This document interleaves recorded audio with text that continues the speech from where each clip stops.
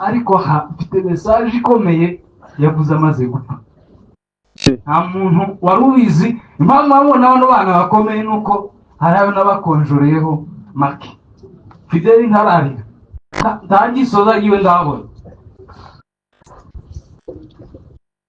Nuko rero ikindi kintu mbasaba ni kimwe, mudukundire bano bantu kandi mudukundire umunyamurenge. Biri mu Cyongereza. Ndasaba Byishimo Evangeliste wo muri Elimu aze adufashe gusobanura.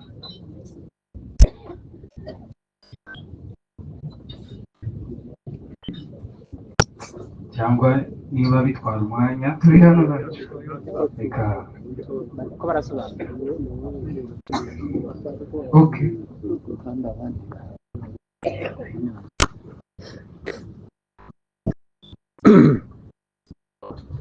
Honoring my father, General Rukunda Michel Makanika, mukubaha umubyeyi wanje General Rukunda Makanika, ladies and gentlemen, bagabo namwe bagore, leaders, elders, bayobozi batware, apostles, bishops, bapotre ndetse n'ababishop, pastors, evangelists, abapasteri n'abavugabutumwa, intercessors, abinginzi and all leaders, ndetse n'abandi bayobozi bose, ministers, ndetse n'abavugabutumwa and other officials. n'abandi bayobozi. I greet you Ndabaramukije in the name of our Lord Jesus Christ. n'izina ry'Umwami wacu Yesu Kristo. Today, uyu munsi I stand before you mpagaze imbere yanyu with a heavy heart, n'umutima wuzuye ubwuzu, but also with deep pride. ndetse n'agahinda kenshi, n'umutima wuzuye ishema, With a deep pride.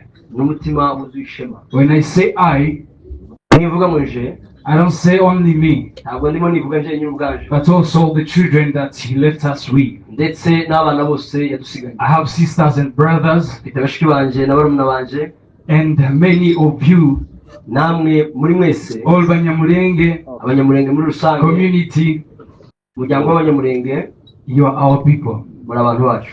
Our father was your father.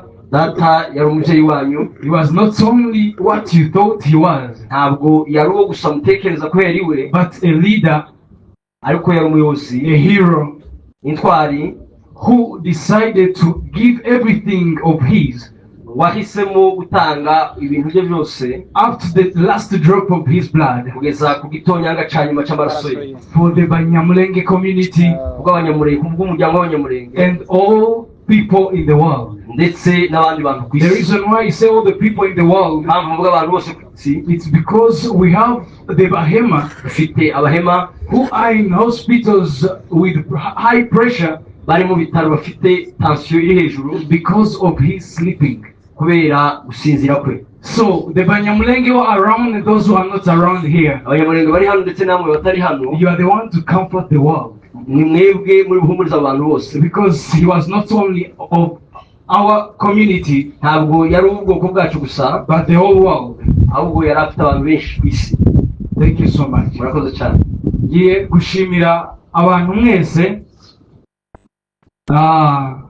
bari hano mu nzego zose, cyane cyane mpumuriza abanyamurenge bose ku isi yose, kandi n'umuryango w'Agasinzira ku isi yose, umuryango wa Kivunanka ku isi yose, umuryango wa Rutubuka ku isi yose, n'umuryango wa Rukunda mu by'umwihariko. Muhumure. Reka babwire akantu kamwe. Kuva data aruhutse, mumbona hari n'abandi nzi hano, nta risoze na rimwe rirava mu jisho yanje ngo rimanuke rigere n'aha ngaha. Kubera iki?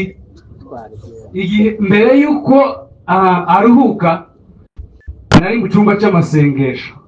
Umunsi aruhuka nari mu cyumba cy'amasengesho, na nyuma yaho naraye mu cyumba cy'amasengesho, kuko n'ubundi amakuru nayamenye amazu ashize umunsi abo twari kumwe badukuriyeho internet kugira ngo tudahungabana, ariko nakirayemo kandi ifite ibyishimo. Apostle Christophe ambwira amakuru, twari kumwe n'abandi bavandimwe, n'undi sister wacu ngo ni bebe wa muzehe Oscar. Ndabanza mpumurize muzehe Oscar hano, ari mu bantu bandeze, ni umubyeyi kandi w'imfura, mumwubahire ico. Bwana sifiwe. Ikindi ntaribagirwa, ndaje mpomereza aho naringeze, ariko ntaribagirwa, data agiye kugenda yaraduhamagaye aratubwira ibibazo biri iwacu, aravuga kandi ko Imana yamuhamagariye ubwoko. Aravuga ngo ntimutangare ejo mwumvishe ko navuye muri leta.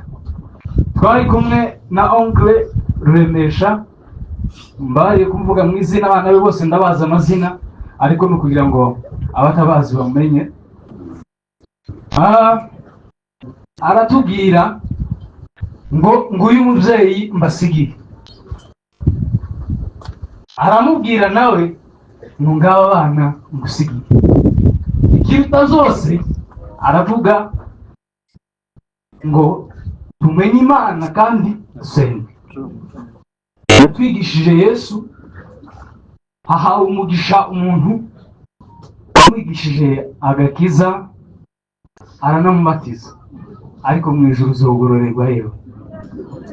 Hahiriwe umubyeyi wamuzaye, hahiriwe Mariya wabyaye Yesu na nyina wa Mose wabyaye Mose, hahiriwe Sada wabyaye Makanika, hahiriwe bashiki ba Mose, hahiriwe n'abarumuna biwe n'abo bavukana, n'abo bamushenge bose n'abavandimwe biwe, ariko mufite umugisha yemwe. Noneho hahiriwe uruzaro rwiwe. Barazipiwe. Ndaza kubabwira amakuru yambwiye. Abantu bavuze amakuru yavuze atarapfa, ariko mfite message ikomeye yavuze amaze gupfa. Nta muntu wari ubizi. Impamvu abona bano bana bakomeye nuko harayo n'abakonjoreyeho make. Fideli ntararira, ntagisoza yiwe ndabona. Nuko rero ikindi kintu mbasaba ni kimwe: mudukundire bano bantu kandi mudukundire umunyamurenge. Umuntu uzonkundira umubyeyi Ruremesha, uwo muntu naje nzamukunda, kandi uzamwanga uwo muntu sinzi ko tuzahuza. Uyu ni umubyeyi wacu. Warasipiwe. Nagira mumbwiye kaka ko umwana yazaye hari uwavukiye ahandi atamenye. Rukunda yambwiye ngoye. Amen. Icyo ngicyo ni ukuri. Bwana sipiwe. Bamaze kumbwira amakuru, Apostle Christophe amaze kuyatubwira, ba Paparieri, reka mvuge mu izina kuko umwana we ntumuzi, Eveke hariya nabonye ko atabashije kubitubwira. Aratuzungurutsa tujana ku ikanisa, sindabona Apostle Christophe atari guseka.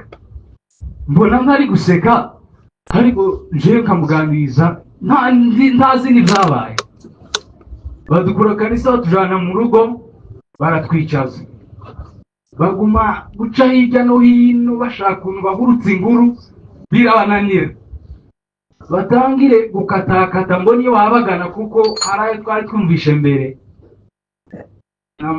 Ukuguru kwanje kw'ibumoso kukaza kwama kujuguma, kurajuguma, umutima uratera, yagira umuntu uri umutima uratera.